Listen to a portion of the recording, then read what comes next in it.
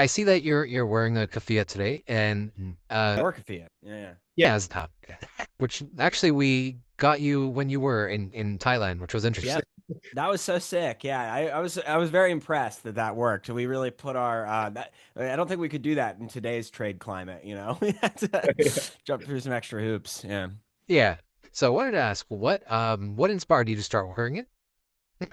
Well, I loved it as a signifier. First and foremost, when I see somebody wearing one, I'm immediately put at ease. I'm like, oh, ally, you know what I mean? Like it's actually meaningful. It's not like I remember there was this movement in America where people would wear a paper clip when Trump first got elected, and that meant you could talk to me. And that kind of like doesn't risk anything or mean anything. There's like actual historical significance behind this garment. Um, and it also, to me, means that you can imagine a world that's better. Kind of ties into my last point. Like the fact that this is that means something so radically different depending on who looks at it, you know? You're either a terrorist sympathizer or you're someone who like is fighting for a better world.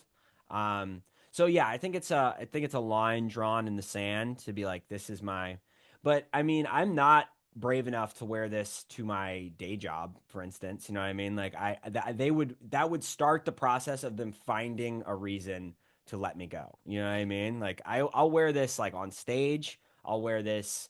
Sometimes I give tours through my social media and I'll wear this, but it's I all the respect in the world for somebody who would like have an office job and put this on, but it's still the climate in America is such that you would get fired, and unless you had a lot of money, you would have to like hire civil rights lawyers and stuff like that to like, you know what I mean, to like combat it. So it's still risky for sure.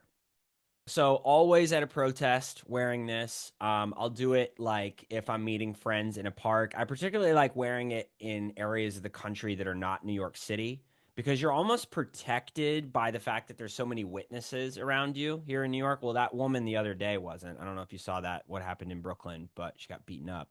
But um, by and large, you feel like, okay, this is fine. But I do kind of relish going into like MAGA country and wearing a keffiyeh and being like, yeah, the outside world exists. Sorry, you know, this is like white utopia that you have envisioned is not going to work.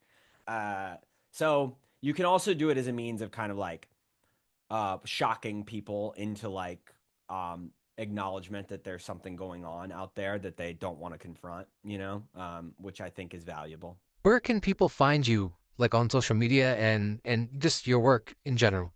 Yeah, so I have a good Substack, just Davidson Boswell. Everything is just Davidson Boswell. So TikTok, who knows if it is ever going to get banned? I don't know. You know, it depends on how hard it continues to go for Palestine.